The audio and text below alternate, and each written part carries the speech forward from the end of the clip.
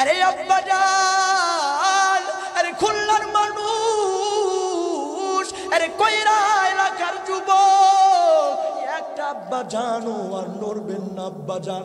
আরে আব্বা জান, আজকে কিসের জন্য এত কিছু শুরু কইরা দিছেন, এত সংসার, আহারে জানি না কার জন্য বা মসজিদের পালকিটা রেডি হইয়াছে। আরে আব্বা জান, একটু কবরের চিন্তা কইরা দেখেন না। আপু আম্মুর কাছে লইয়া যাও, দুধ খাও। ওই আব্বু তোমার মা নাই, কেউ বুঝাইতে পারে না, কিন্তু ভাই হঠাৎ করে তাকাইয়া দেখি এবার তার আত্মীয় স্বজন নয়, মাটার কাছে লইয়া গেছে। মা তো মোরা মা শুইয়াছে রে। ওই ছোট্ট বাচ্চাটা মোরা মায়ের দুই ঠোঁটের ভিতরে চুমা দেয়। আম্মু উঠো উঠো, আম্মু আমার দুধ দাও। দেখো বাড়িতে কত আত্মীয় স্বজন চলে আসে। আরে ভাই, আমি ওই দিন বুঝা গেছি যে মা হারাইছে, ওর মতো দুঃখী কেউ নাই। আজকে তাকাইয়া দেখেন প্রত্যেকটা মানুষের চোখের পানি। আরে আব্বা জান, কিন্তু এমন সন্তান আছে যে তার মাকে বড় মোহব্বত করে, বড় ভালোবাসে। আগেই বলছি হায়াতের কোনো গ্যারান্টি নাই, কার কখন মৃত্যু হইয়া যায়। আরে খুলনার মানুষ, আরে কইরার এলাকার মানুষ, জানি না আর কোনদিন সেই পঞ্চগড় থেকে 550 মাইল দূরে আর কোনদিন আসা হবে কি না জানি না। কিন্তু আব্বা জান, একটু চিন্তা কইরা দেখেন তো, যেই কবরের মধ্যে রে রাত্রি হইলে কেউ যাইতে চায় না, কেউ কবরের মধ্যে ঘুরতেও যাইতে চায় না। যদি জিজ্ঞাসা করেন কি ব্যাপার এত রাইতে আপনি কবরের ভিতরে যান না কেন, এত টাকা দিব যান না, কই না না না, বড় ভয় লাগা যায়। আরে আব্বা জান, একবার চিন্তা করে দেখেন, মনটার ভিতরে সান্ত্বনা দেন, মনটার ভিতরে একটু চিন্তা করুন রে মন।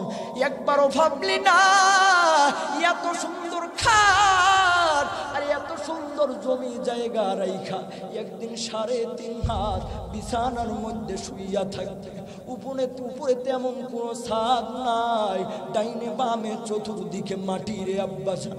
মনে কি পড়ে না ওই কবরের কোথারে? আরে আব্বা জান, তাকাইয়া দেখেন কত কোটিপতি চইলা গেল, আজ পর্যন্ত তাদের নাম নিশানা নাই।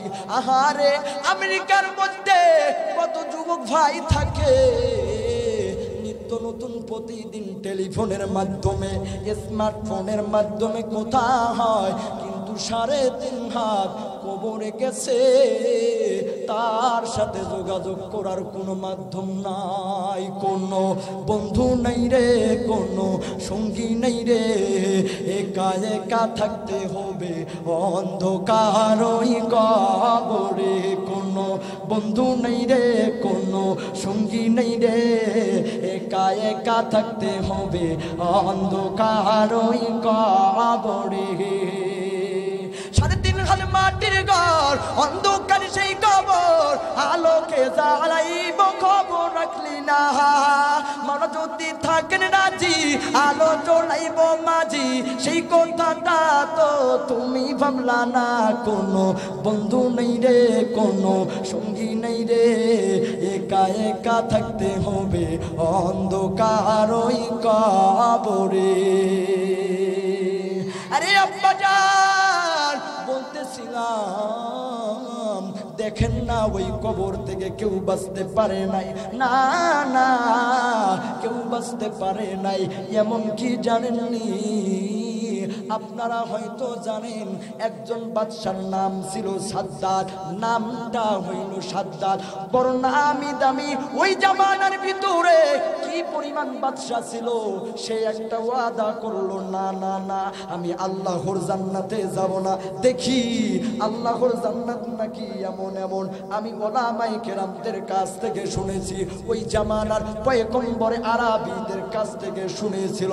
জানেননি সাদ্দাত এবার চিন্তা ভাবনা করে বসে রইল, না না না, যেহেতু আল্লাহর জান্নাতে অনেক সুন্দরী সুন্দরী হুর গিলমান আছে, আমি সাদ্দাত আল্লাহর জান্নাতে যাব না, একটা নিজেই জান্নাত তৈরি করব, দেখি কেমন কইরা আমাকে আল্লাহর ওই দিকে নিয়ে যায়, কেমন কইরা আমার মৃত্যু দিয়া দেয়। না না, আমি আল্লাহর জান্নাতে যাব না।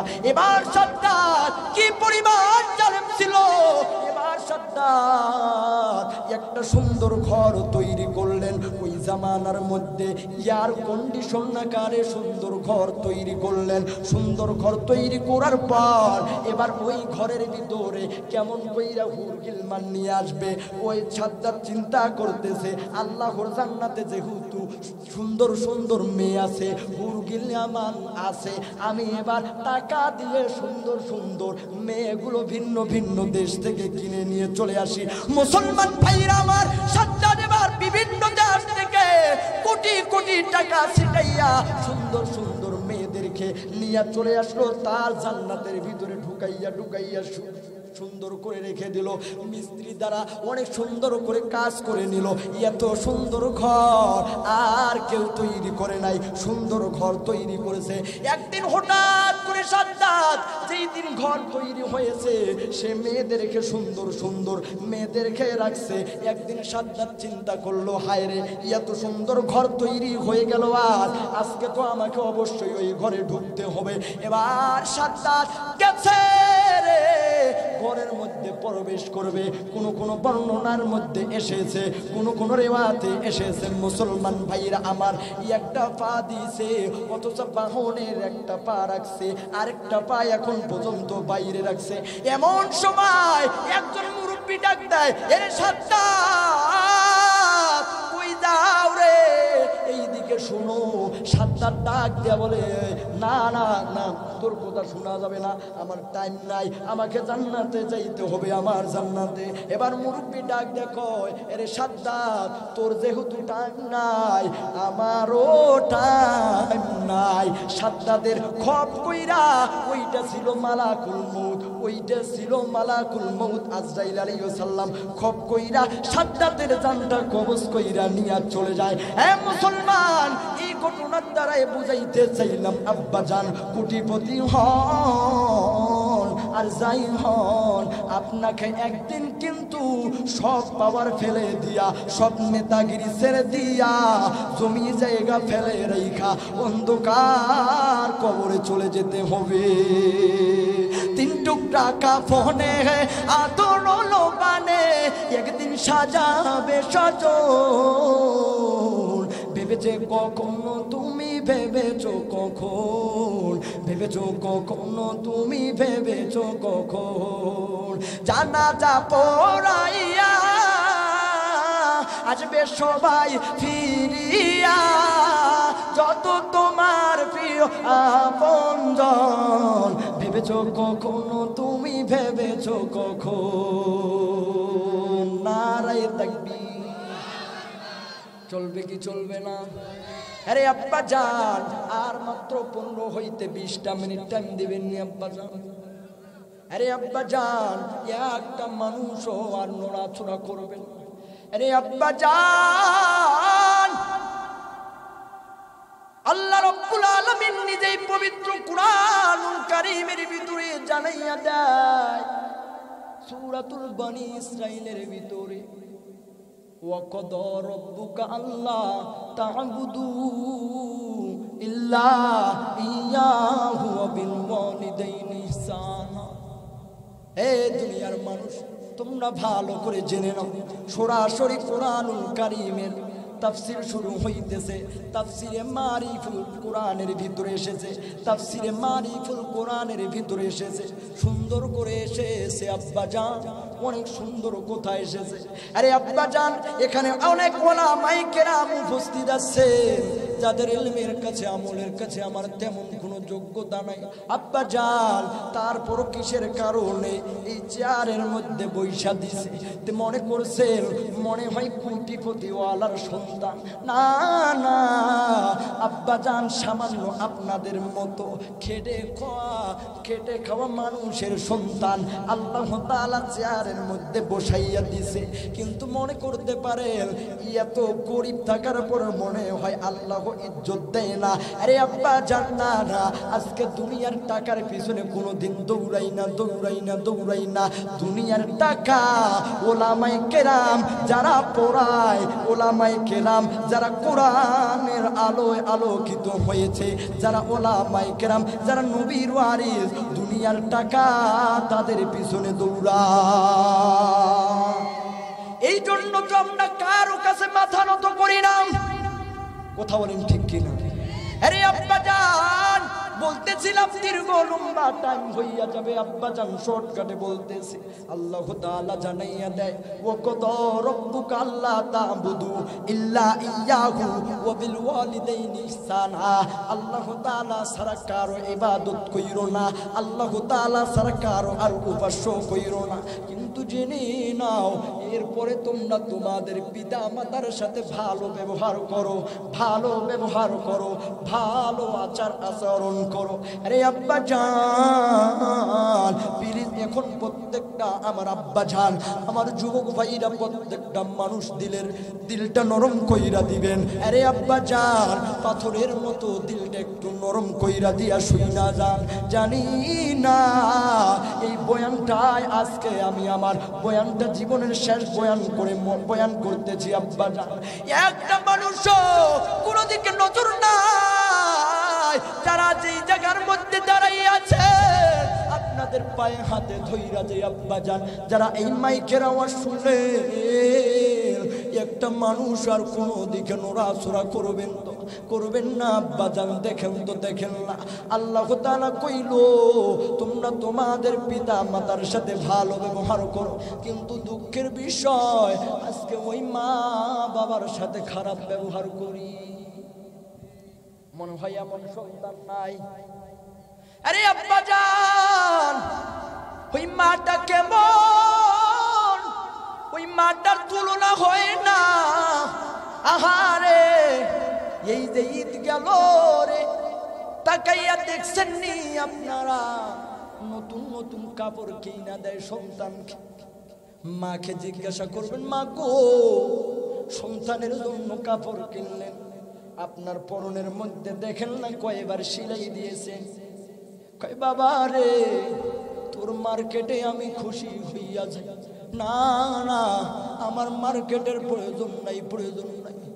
এরে যুবক, এরে খুলনা এলাকার মানুষ, এরে কয়রা থানার যুবক, কেমন কইরা আজকে বাবাটারে কষ্ট দাও, একটু তাকাইয়া দেখ। ওই বাবাটার পায়ের স্যান্ডেলের দিকে তাকাইয়া দেখে, এক স্যান্ডেলে কতবার যে সিলাই দিছে তার জানা নাই। আরে আব্বাজান, জানি না এই ময়দানে কার জানি আজকে মা নাই, কার জানি আজকে বাবা নাই। শেষ বয়ানে, শেষ মুনাজাতে মা বাবার জন্য অবশ্যই দোয়া করা হবে আব্বাজান। আর কোনো দিকে নজর নাই প্লিজ, আর মাত্র 15টা মিনিট শুনে রাখেন। আরে আব্বাজান, ওই মা বাবার মতো আপন কেউ নাই দুনিয়ায়। সবাই স্বার্থপর। আহারে, ওই যে স্ত্রীর জন্য এত টাকা কামাই করতেছেন, আপনি ময়রা দেখেন না? আপনি একটু ময়রা দেখেন, একটু চিন্তা করেন, নিজের অন্তরের ভিতরে একটু ধারণা নিয়ে আসেন। আজকে যদি মারা যান, আপনি বাইরে মারা গেলেন, অ্যাম্বুলেন্সে আপনার লাশটা আছে, লাশবাহী গাড়িতে আপনার লাশটা পইরা আছে। আপনার স্ত্রী কইব রে, যে স্ত্রীটার সাথে এত মায়া মোহব্বত, স্ত্রী স্ত্রীটা ডাক দেওয়া বলবে না না না, তারে আর ঘরে ঢুকানো যাবে না, তারে আর ঘরে ঢুকানো যাবে না, না না না, বাইরে একটা খাট বাইর কইরা দিব, তারে ওই জায়গার মধ্যে গোসল দাও, না না, তারে আর ঘরে ঢুকানো যাবে না। আপনার সন্তানরা মারা যাওয়ার কয়েকদিন পরে আপনার সম্পদ নিয়া ভাগাভাগি লইয়া লাগবো ঝগড়া। আরে আব্বা জান, যেই কথাটা বলি জানি না আজকে ওই জনম দুখুনি মাটা কার নাই, জানি না কার বাবা নাই। জানেননি আল্লাহ তাআলার প্রিয় নবী নিজেই বলেছেন, আল জান্নাতু তাহতা আকদামিল উম্মাহাত, মায়ের পায়ের নিচে হইল জান্নাত। আহারে আজকে দুঃখের বিষয়, এরে আব্বা জান, বৃদ্ধাশ্রমের মধ্যে তাকাইয়া দেখবেন, সেই দিন একটা দেখলাম, জিজ্ঞাসা করা হলে আব্বা জান আম্মা জান কি ব্যাপার আপনারা বৃদ্ধাশ্রমে পইরা আছেন, আপনাদের কি সন্তান নাই? কয় দুইটা সন্তান ইঞ্জিনিয়ার, দুইটা সন্তান ডক্টর, দুইটা সন্তান আছে বিদেশের মধ্যে, এক এক সন্তান এক এক চাকরি করে রে বাবা। তাহলে আপনি বৃদ্ধাশ্রমে কেন কেন পইরা আছেন? কি ব্যাপার আপনার সন্তানরা কি আপনার খবর নেয় না?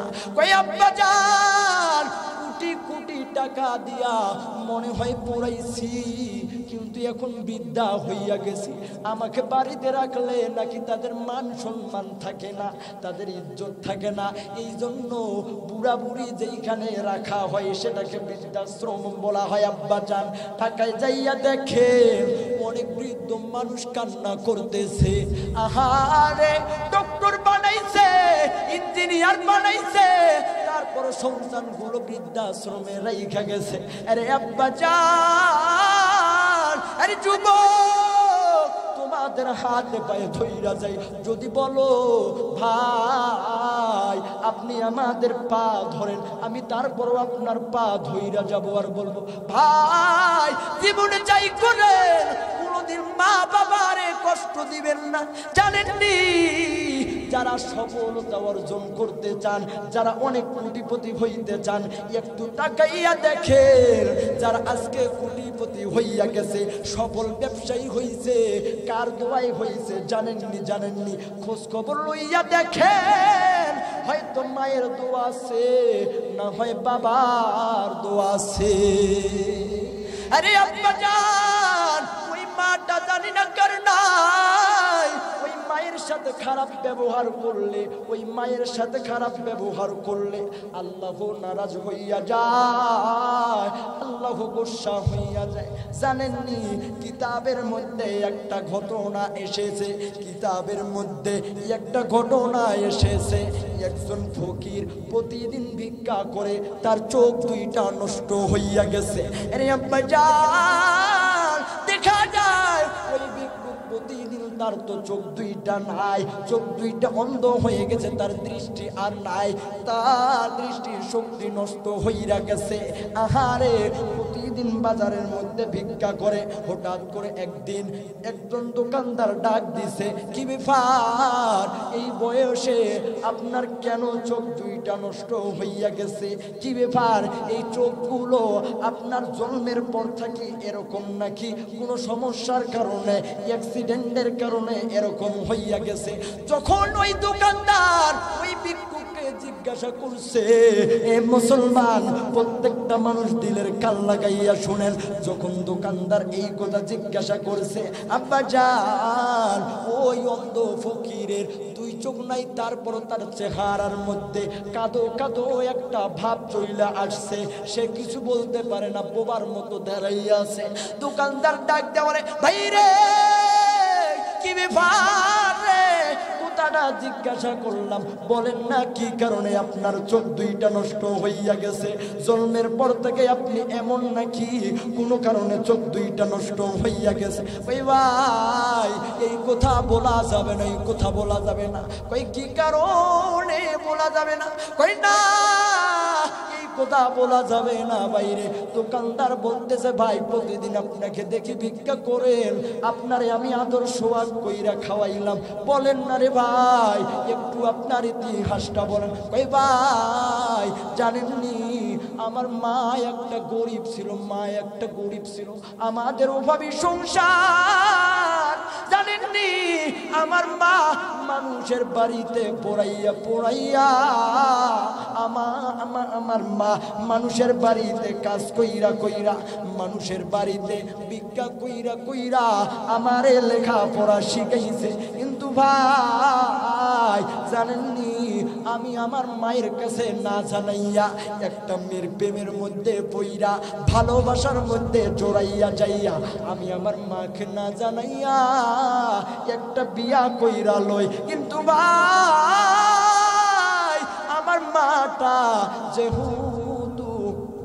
আমার মাটা যেহেতু ছিল গরিব মানুষ, আবার আমার মা তেমন শিক্ষিত না, আমার মাটা আমার স্ত্রীকে মেনে নেয়, আমার স্ত্রীকে অনেক মহব্বত করে। কিন্তু আমার স্ত্রী বড় শিক্ষিত থাকার কারণে আমার মাটাকে মেনে নিতে পারে না। কোথায় কোথায় রাগান্বিত হইয়া যায়, আমার মায়ের বিরুদ্ধে অভিযোগ দিয়া দেয়, হুজুর আরে ভাই আরে দোকানদার ভাই জানেননি আমি যখন চাকরি থেকে বাড়িতে আসি গভীর রাত্রি বেলা আমার স্ত্রীটা আমার মায়ের বিরুদ্ধে যখন অভিযোগ দেয়, একদিন যখন অভিযোগ দেয় তখন আমি আমার মাকে বড় রাগান্বিত হইয়া চোখগুলো বড় বড় কইরা তুই একটা ধমক দেয়। একদিন যায় এমন করে, 2 দিন যায়, 3 দিনের দিন আমার বউ যখন আমার স্ত্রীটা যখন আমার মায়ের বিরুদ্ধে অভিযোগ দিয়া দেয়, ও দোকানদার ভাই যেহেতু আমি প্রেম ভালোবাসা কইরা মহব্বত কইরা বিয়া করছিলাম, এই জন্য আমার স্ত্রীর প্রতি একটু মায়া জোরানো বেশি ছিল, বেশি মহব্বত করতাম, এর কারণে আমার স্ত্রীর কথা শুনতাম বেশি। ওই ভাই কোনো যাচাই বাছাই না কইরা যখন গভীর রাত্রিতে আসি আমি আমার মাটাকে বলি, মা তুমি প্রতিদিন আমার সুন্দরী বউটারে প্রতিদিন তুমি রাগান্বিত হইয়া তুমি নাকি জারি দাও, ও মা তুমি এই রকম আর ঘটনা কোনোদিনও করবা না, মনে রাখো ও গো মা তুমি জেনে নাও যদি এই রকম আর কোনোদিন তুমি আমার স্ত্রীর সাথে খারাপ ব্যবহার করো, মনে রাখিও আমি কিন্তু তোমার চোখ 2টা উপড়ে ফেলাবো। ওই ভাই এই কথা যেই দিন বলছি আমার মা তো ছিল বড়ই অভাগ, আমার মাটা এই কথা শোনার পরে কান্নার মধ্যে পইরা যায় আর ডাক দেয়া বলে, বাবা রে যেই মায়ের চোখ 2টা উপরে পালাইতে চাইলি তুই কি জানিস না আমি দুনিয়ার মধ্যে দেখে দেখে তোর জন্য মানুষের বাড়িতে ভিক্ষা কইরা এই বাড়ি থেকে আরেক বাড়িতে যাইয়া আমি ভিক্ষা কইরা তোর লেখাপড়ার খরচ চালাইছি, তুই কেমন কইরা পারলি রে এই কথাটা বলতে? তোর মায়ের চোখ 2টা উপরে পালাইবে, একবারও কি তোর মায়া লাগলো না? এর সন্তান তুই যাই না নে, ভালো করে বই জানে আল্লাহ কিন্তু তোর ব্যবস্থা করবে, বেশি দিন লাগবে না। আমি মা বলতেছি বেশি দিন লাগবে না। কয় ভাই আমি বড় ভয়ে আছি, কারণ মায়ের দোয়া তো কবুল হইয়া। আব্বা জান বুঝাইতে চাইতেছি মায়ের দোয়া কি পরিমাণ, আরো সে মহল্লার মধ্যে সরাসরি ফিট হইয়া যায়। আরে আব্বা জান যখন এই কথা বলতেছে দোকানদারকে, কই ভাই কিছুদিন পর কাইয়া দেখি আমার চোখ দিয়ে যেন বেশি দূরে আর দেখতে পারতেছি না, আস্তে আস্তে কইরা দৃষ্টি আমার আস্তে আস্তে কইরা কমে যাইতেছে। কই ভাই আমার মা তো অন্ধকার খবরে চইলা গেছে বাইরে, না এখন মাটা নাই, জানেননি যখন আমি দেখলাম দিন দিন আমি এখন কম একটু দেখতেছি ভাই, এই বাংলাদেশ না ইন্ডিয়া নাই, অনেক অনেক দেশে গেছি রে, আজ পর্যন্ত এত কোটি কোটি টাকা ফুরাইলাম, দিন দিন টাকা যত উড়াই দিন দিন চোখের পাওয়ার কমে আসে, দিন দিন চোখের পাওয়ার কমে আসে ভাই। যতই ডক্টরের কাছে লইয়া যায় আজ পর্যন্ত কোনো ডক্টর আমার চোখের কি সমস্যা হয়েছে ধরা পায়নি, কিন্তু দিন দিন আমার চোখ বেরায়। মায়ের চোখে ঝরলে পানি আল্লাহর আরশ কাইপা যায়, কান্দে না যেন মায়। মায়ের চোখে ঝরলে পানি আল্লাহর আরশ কাইপা যায়, কান্দে না যেন মায়। বিদেশেরই পাশে কারো সন্তান মারা যায়, দেশের মানুষ না জানিতে জানে তোহার মায়, সেই মায়েরই কষ্ট কেহ দিও না এই দুনিয়ায়, কান্দে না যেন মায়। মায়ের পায়ের নিচে বেহেশ সেই কথা ভুলো না, কান্দে না যেন মায়। সন্তানেরই জন্য মায়ে করলে মুনাজাত,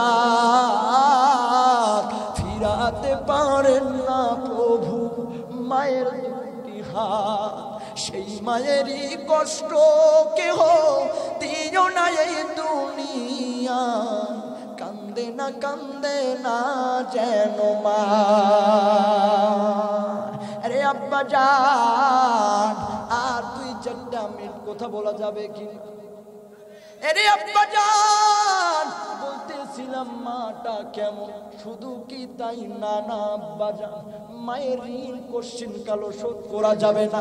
আহারে আপনি আমি যখন ছোট ছিলাম, বর্তমান জামানায় তো প্যাম্পাস হয়েছে, অনেক প্রকার অনেক কিছু প্রযুক্তির মাধ্যমে এসেছে, সন্তান প্রসব করলেও বাইরে তেমন যায় না, কিন্তু আজ থেকে কয়েক বছর আগের দিকে আমার দাদু জানরা বলতে পারবে, তখন তেমন ডিজিটাল যুগ ছিল না। আমার দাদি আর নানিরা যখন সন্তান লইতো, যখন দুনিয়ার ভিতরে সন্তান আইতো, আমার মারা কি পরিমাণ কষ্ট সহ্য করছে একটু ভাবেন না রে আব্বা।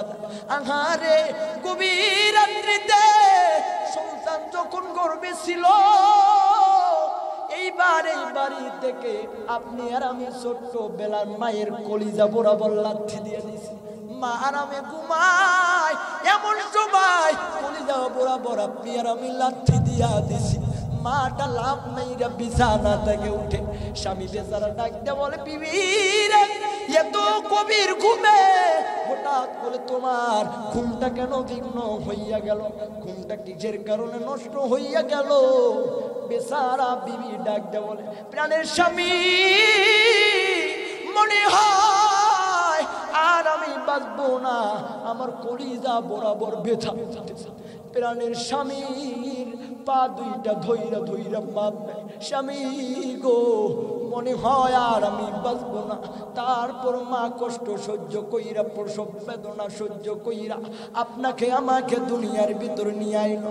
আহারে নিয়ে আইসার পর আহারে আপনি আর আমি যখন ঘুমাইয়া যাই, এবার বাড়ির সকলে ঘুমাইয়া গেছে, আপনার আমার মাটা ঘুমাই না সন্তানের জ্বালায়।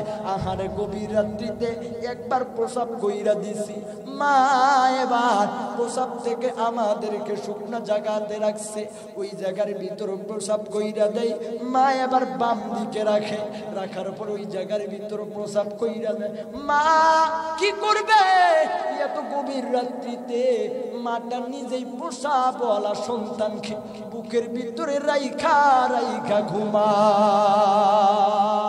মায়ের কান্দন যাবতে জীবন, ওরে 2-4 মাস বোনের কান্দন রে, ঘরের বাড়ির কাঁদন কয়েকদিন পর থাকে না। ভেবে দেখো কি করে সই মায়ের লাগিয়া, ভেবে দেখো কি করে সই মায়ের লাগিয়া। ভূমিষ্ঠ হইয়া আমি উঠিলাম কান্দিয়া, শান্ত করিল মায়ের বুকের দুধ দিয়া। মায়ের প্রসব কালে বেশি যায় নয়ন জলে রে, ও মা সন্তানের লইয়া কোলে ভুলে প্রসব যন্ত্রণা। ভেবে দেখো কি করে সই মায়ের লাগিয়া। সন্তান যদি দূরে থাকে ঘুম আসে না মায়ের চোখেও, বাসা দনবর কোথায় গেছে আসে না কেন ফিরিয়া। ভেবে দেখো কি করে সই মায়ের লাগিয়া। রে আব্বা জান বলতেছিলাম ওই মাটা কেমন জানেননি, যার মা নাই ওই ব্যক্তিটার মতো দুঃখী কেউ নেই। এই যে ঈদের মধ্যে মাঝে মধ্যে প্রবাসী ভাইরা ফোন করে, ভাই মায়ের বয়ান করেন মাঝে মধ্যে, বড়ই ভালো লাগে ভাই রে। আজকে টাকা আছে, কোটি কোটি টাকা আছে, কিন্তু বাইরে ওই মাটা নাই, বাড়িতে মা মা বলে ডাকতে পারে। আহারে এই জায়গার ভিতরে তাকাইয়া দেখেন না, যার মা নাই ওই মানুষটার চোখে পানি চলে আসবে। আব্বা গো আপনাদেরকে একটা ঘটনা বলি, ওই দিন দেখেছি যার মা নাই ওই ব্যক্তিটা কেমন দুঃখী হইয়া যায়। একটা জানাজার নামাজ পড়ার জন্য গিয়েছি, চাইয়া দেখি একটা ছোট্ট বাচ্চা বারবার তার আব্বা জানকে বারবার বাড়ির মানুষদেরকে বলতেছে, আমার আম্মুর কাছে লইয়া যাও, দুধু খাবো, আম্মুর কাছে লইয়া যাও। আমি অবাক হয়ে তাকাইয়া রইলাম, কি ব্যাপার ছোট বাচ্চাটা তার আম্মুর কথা কেন বলতেছে। এবার মানুষেরা বলতেছে যে তার মাটা মারা গেছে, এই জন্য সে তার মায়ের কাছে যাইতে চায়। আমি দেখাছি আহারে ছোট বাচ্চা কান্না করতেছে, মায়ের কাছে যাবে, দুধু খাবে, খালাগুলো কোলে নিয়েছে, সকলে কোলে নেয়, কিন্তু সন্তান বুঝে না, কই মা ঘুমায় মায়ের কাছে লইয়া যায়। ওই দিন দেখেছিলেন যার বানাই তার মতো দুঃখী কেউ নাই। ছোট বাচ্চাটার কেউ বুঝাইতে পারে না, তার মা দুনিয়ায় থেকে চলে গেছে, কেউ বুঝাইতে পারে না। এক পর্যায়ে এইরকম চাপাচাপির কারণে তার বাবার গালের ভিতরে থাপ্পড় মারে, মাঝে মধ্যে চুল টান দেয়, আব্বু আম্মুর কাছে লইয়া যাও, দুধু খাও। ওই আব্বু তোমার মা নাই, কেউ বুঝাইতে পারে না। কিন্তু ভাই হঠাৎ করে তাকাইয়া দেখি এবার তার আত্মীয় স্বজন নয় মাটার কাছে লইয়া গেছে। মা তো মোরা মা শুইয়াছে রে, ওই ছোট্ট বাচ্চাটা মোরা মায়ের দুই ঠোঁটের ভিতরে চুমা দেয়, আম্মু উঠো উঠো, আম্মু আমার দুধ দাও। দেখো বাড়িতে কত আত্মীয় স্বজন চলে আসে। আরে ভাই আমি ওই দিন বুঝা গেছি যে মা হারাইছে, ওর মতো দুঃখী কেউ নাই। আজকে তাকাইয়া দেখেন প্রত্যেকটা মানুষের চোখের পানি। আরে আব্বা, কিন্তু এমনও সন্তান আছে যে তার মাকে বড় মোহব্বত করে, বড় ভালোবাসে। আগেই বলছি হায়াতের কোনো গ্যারান্টি নাই, কার কখন মৃত্যু হইয়া যায়। একজন প্রবাসী সন্তান মায়ের কাছে ফোন করছে, মা 9-10টা বছর হইয়া গেল আপনাদের চেহারা দেখি না, আব্বুর সাথে একই কাতারে নামাজ পড়তে পারি না ঈদের। মাগো আর মাত্র কয়েকদিন আছে, আমি এবার বাড়িতে যাইয়া, এই বিদেশে আর আমার ভালো লাগে না, তোমাদের সাথে যাইয়া ঈদের আনন্দ করব। মায়ের মনে আনন্দ। সন্তান বলতেছে, মাগো তোমার জন্য একটা স্বর্ণের হার কিনেছি। ও মা, বাবার জন্য যাবি পাঞ্জাবি কিনছি গো মা, বাবার শরীরে অনেক সুন্দর মানাবে একটা শাড়ি, তোমার গায়ে অনেক সুন্দর মানাবে গো। ও মা, তোমাদের সাথে যাইয়া ঈদের আনন্দ করবো। হে মুসলমান, কোনো দিকে নজর নাই প্লিজ, দেখেন তো একটা ফোঁটা চোখের পানি ফেলাইতে পারেন কিনা। আরে যুবক, জানি না সব বয়ান আল্লাহর দরবারে কবুল হবে কি না জানি না, কিন্তু চোখের পানি যদি ফালা আজকের বয়ানটা আল্লাহর দরবারে কবুল হবে 100%। কারণ আমি মুসাফির মানুষ, প্রায় আগেই বলেছি 550 মাইল দূরে আপনাদের এলাকা খুলনায় এসেছি আব্বাজান। আরে আব্বাজান দেখেন তো একটা ফোঁটা চোখের পানি পড়ে কিনা। যখন ওই সন্তানটা বলেছে যে মা তোমাদের সাথে যাইয়া ঈদের আনন্দ করব, কই মা গো, যখন আমি হেলিকপ্টার থেকে বিমান থেকে যখন বিমানবন্দরে ল্যান্ড করব, ও মা সবার প্রথম যেন মা তোমার চেহারাটা দেখি। মা বলতেছে বাবা তোর স্বর্ণের হার তো লাগবে না, তোর দামি শাড়ি লাগবে না, আমি মা চাই বাবা তুই সুস্থ আকার দেশে ফিরায়। এ মুসলমান, এবার সন্তানকে যখন এই কথা বলেছে, আর কয়েকদিন পরে চলে আসবে বিদেশ থেকে সন্তান বাড়িতে আসবে। মুসলমান আব্বাজান, আরে যুবক, আমিও তো একটা মায়ের সন্তান রে যুবক ভাই। আরে যুবক, আজকে দিলের কানটা লাগাইয়া শুনে না, দেখেন তো প্রত্যেকটা মানুষের চোখে পানি চলে আসছে। সন্তানটা যখন আসবে বিদেশ থেকে বাড়িতে আসবে, কি আল্লাহর হুকুম, আসার কয়েকদিন আগে 7-8 দিন আগে জনম দুঃখিনী মাটা ইন্তেকাল করেছে। সন্তান তো বড় আশায় আছে মায়ের সাথে যাইয়া দেখা করবে, মায়ের সাথে যাইয়া জীবনের শেষ মায়ের সাথে যাইয়া বিদেশ থেকে মায়ের জন্য হার কিনেছে। এবার আসার 2-1 দিন আগে বাবার কাছে ফোন করেছে, বাবা আম্মুর কাছে লইয়া যাও, একটা বার মায়ের চেহারাটা দেখি। বাবা বুঝাইতে পারে না, বাবা বলে রে সন্তান তোর মাথা রাগ করছে, তোর সাথে নাকি কথা বলবে না, এখন আয় তুই আর বাড়িতে আয়। বাবা বুঝাইতে পারে না, বাবা বলে রে কেউ সন্তানটারে বলবি না যে তার মা নাই, কেউ বলবি না, কারণ সে তার মাকে বড়ই মহব্বত করে, বড়ই ভালোবাসে, কেউ বলবি না। এবার আর ভাইরা যখন বিমানের মধ্যে চড়ছে, তারপর ভাইদের কাছে বোনদের কাছে ফোন দিছে, বাইরে মায়ের কাছে লইয়া যাও না একটা বার। বাইরে বলে ভাই আয়, তোর জন্য মা অপেক্ষা করতেছে। কেউ তারে কয় না যে তার মাটা নাই, মাটা নাই, কেমন কইরা কইবে। এবার সন্তানটা বিদেশ থেকে যখন বিমানে চইরাম বাংলার জমিনে ল্যান্ড করছে, এবার তাকাইয়া দেখে তার বাবারে দেখা যায়, কিন্তু জনম দুঃখিনী মাটারে দেখা যায় না। এবার ডাক দিয়া বলে আব্বু গো, মায়ের না আসার কথা ছিল, মাকে কেন দেখা যায় না, মাকে কেন দেখা যায় না? ও গো আব্বু, মায়ের চেহারাটা দেখার জন্য বিদেশ থেকে আসলো বাবাটা। এবার মুখটা লুকাইয়া কান্না করে আর বলে রে সন্তান তোর কেমনে বুঝাই, তুই আসা কয়েকদিন আগে যে তোর মা মারা গেছে তোর কেমনে বুঝাই রে।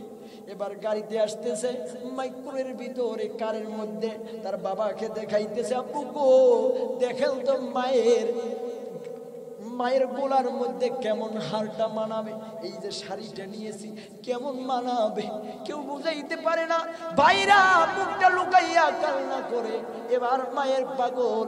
এবার বাড়িতে আসার পরে ঘরের ভিতরে তাকাইয়া দেখে কোনো ঘরে তার মাকে দেখা যায় না। বোনদের কাছে বলে, বোন রে মা কেন এত নিষ্ঠুর, মা কেন এখনো বের হয় না আমার জন্য, মা না আমার জন্য বড় পাগল। পাড়া প্রতিবেশীরা ডাক দিয়ে কয় রে দেখ না মায়ের পাগল আইছে, কিন্তু তার মা তো নাই, মা তো। আরে আব্বা জান, এইরকম মর্মান্তিক ঘটনা শুনে তো আপনার চোখে পারে না, বুঝতে হবে গুনাহ করতে করতে আপনার অন্তরটা পাথর হইয়া গেছে। আব্বা জান, এবার ওই সন্তান যখন ঘরের ভিতরে খুঁজা দেখে মা নাই, মা নাই, বারবার বলতে বাইরে আমার মার কাছে লইয়া যাও, মায়ের কাছে লইয়া যাও। কেউ বুঝাইতে পারে না, কেউ বুঝাই বুঝাইতে পারে না। এবার বড় ভাই রাগান্বিত হওয়ার পরে বলতেছে, ভাইরে আরে ভাই তুই অনেক দূর থেকে টাকা খরচ করে আইছস, মায়ের সাথে দেখা করবি, আয় আয় তোর মাকে তুই নাকি বড় ভালোবাসস, আয় আয় তোর মাকে দেখবি, আয় শেষবারের মতো। জঙ্গলের মধ্যে লইয়া যায়, বাঁশ বাগানের মধ্যে লইয়া যায়, বাজারের দিকে যখন লইয়া যায়, ওই ভাই টাকা খরচ করে আসলাম মায়ের সাথে দেখা করতে, এই দিকে কেন লইয়া যান, কেন লইয়া যান? ওই ভাই রে আয় আয় তুই নাকি তোর মায়ের বড় পাগল। লইয়া যাইতে যাইতে হঠাৎ করে তাকাইয়া দেখ একটা কবর, যেই কবরের বাঁশগুলো এখনো পর্যন্ত টকটকে কাঁচা আছে। ওই ভাই কি ব্যাপার, এই কবরটা কার, কার রে বলো না রে ভাই। ওই ভাই রে তুই আসার আগে তোর জনম দুঃখিনী মা কে না দেখা জীবনের শেষ করে বিদায় নিয়ে নিছে।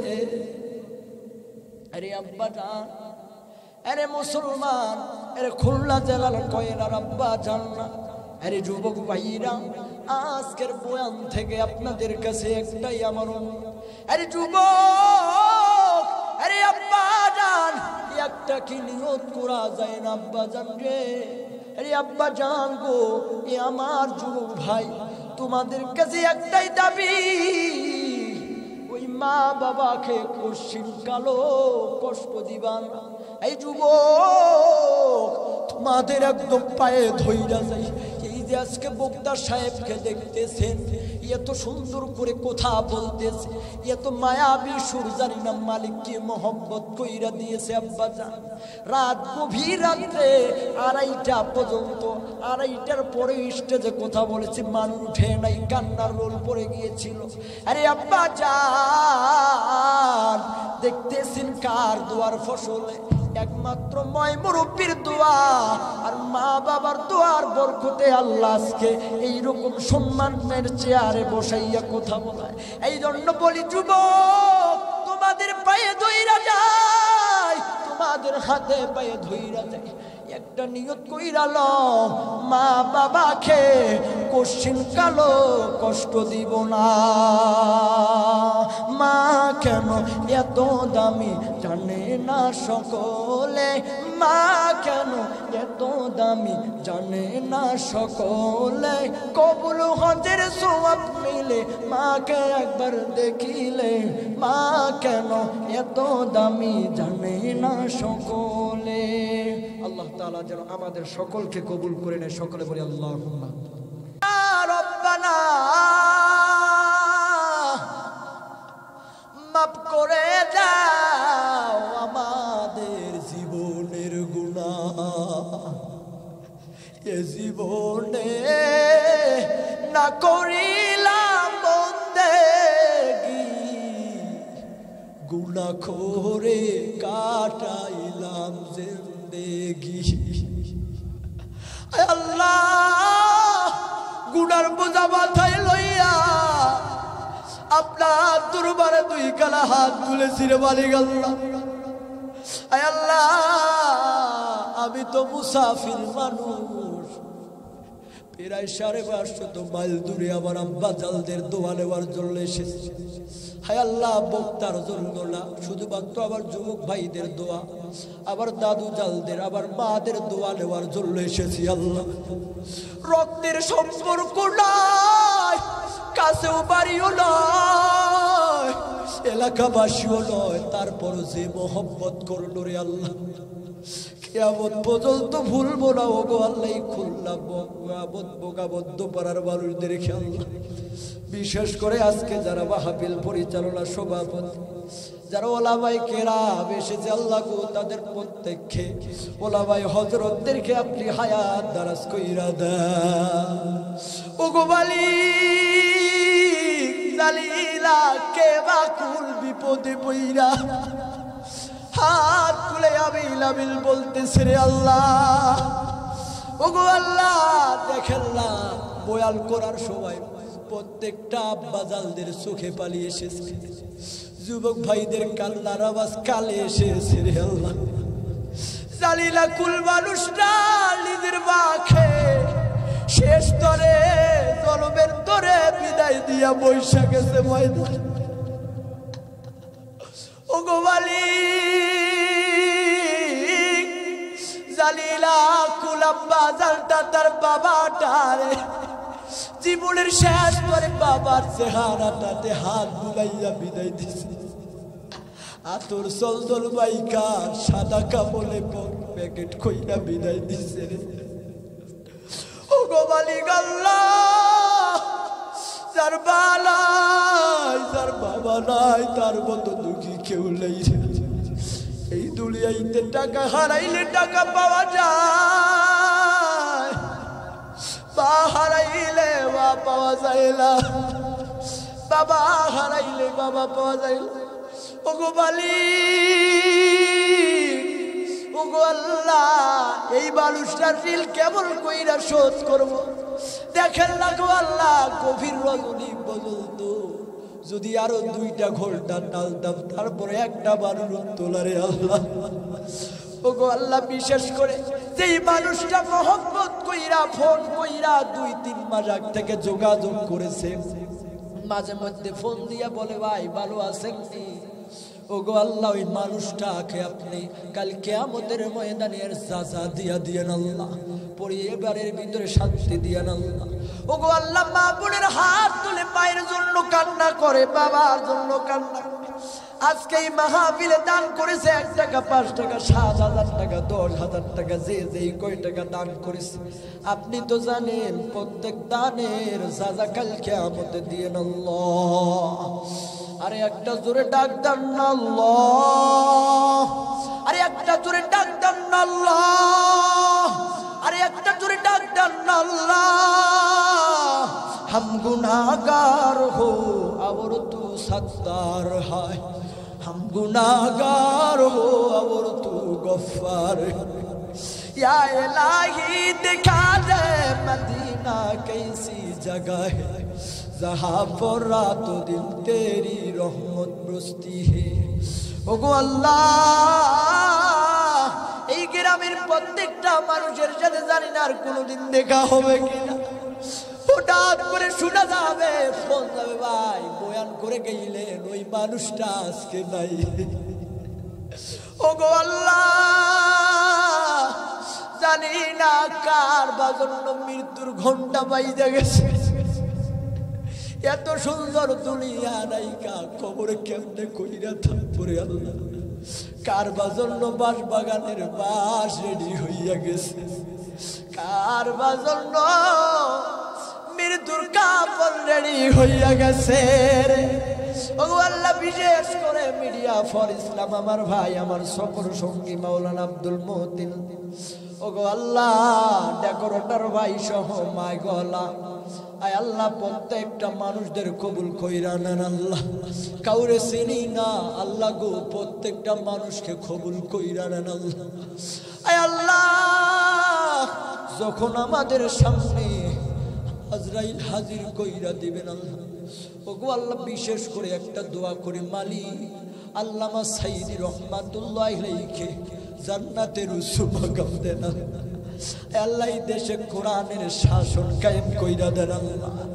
আয় আল্লাহ, যারা ওলামায়ে কিরামকে মহব্বত করে তাদেরকে কবুল করেন আল্লাহ। যারা মহব্বত কইরে খানা খাওয়াইলো, বিশেষ করে মহব্বত কইরা এলাকার অনেক কিছু খাওয়াইলো, আয় আল্লাহ গো, প্রত্যেকটা মানুষকে কবুল কইরা নেন আল্লাহ।